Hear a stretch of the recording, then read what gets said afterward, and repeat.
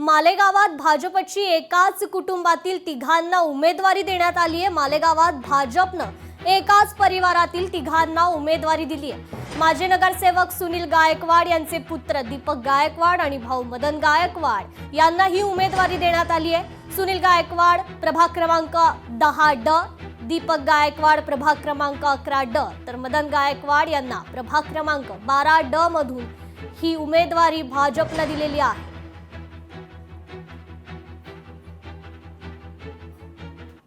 तर भाजप प्रचार कार्यालयात महिला ढसाढसा रडली।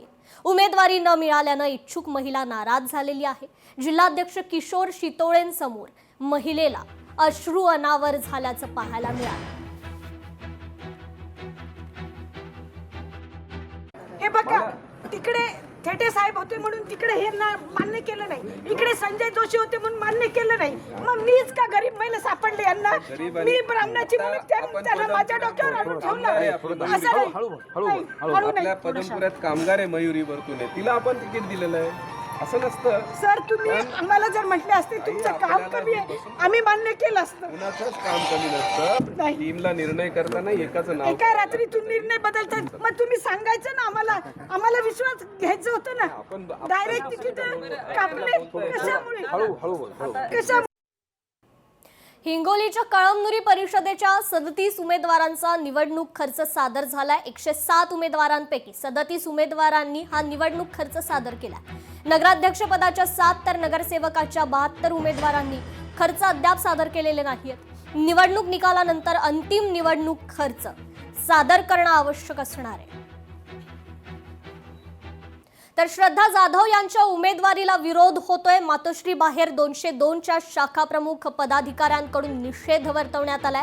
विजय इंदुलकर हे प्रभाग क्रमांक 202 मधून इच्छुक उमेदवार होते। इंदुलकरांना डावलून श्रद्धा जाधव यांना उमेदवारी दिल्यानं हा आरोप केला जातो।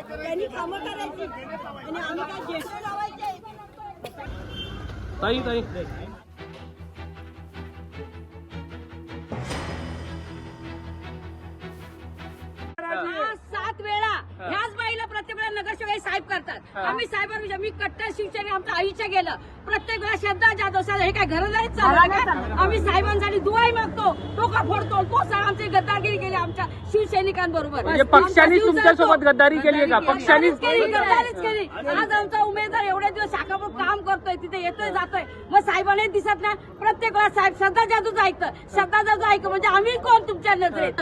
यांच्या बरोबर 8 वर्ष मी पण काम करते।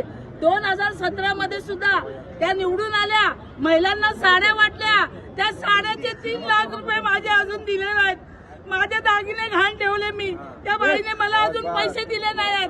फक्त काय यांना काही सीटा घ्यायच्या आणि मिळवायचं, गरीब माणसाचे पैसे द्यायला काय होतात? आमच्या निष्ठा अशा ठेवायच्या का? माझा काम आम्ही आयुष्य रात्रंदिवस प्रत्येक निवडणुकीत झगडायचं, काम करायचं, निवडून आणायचं, आणि जेव्हा तिकीट द्यायचा प्रसंग तेव्हा तुम्ही ते नाही देणार। आम्ही काय करा? शाखा म्हणून कशासाठी काम करायचं? माझ्या प्रत्येक जबाबदारी तुम्ही शाखा म्हणून मला सांगा। नाही आम्ही ना आता ऐकणार ना, तिला घरी गाडी कशाला?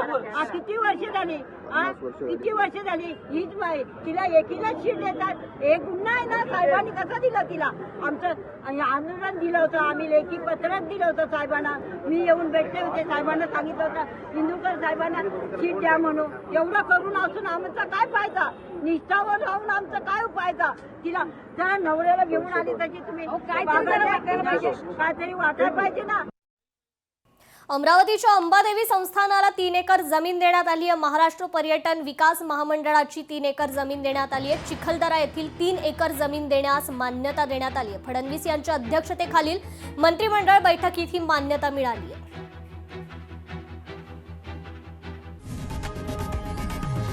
लोकशाही मराठी ऐका, पहा, जागरूक रहा।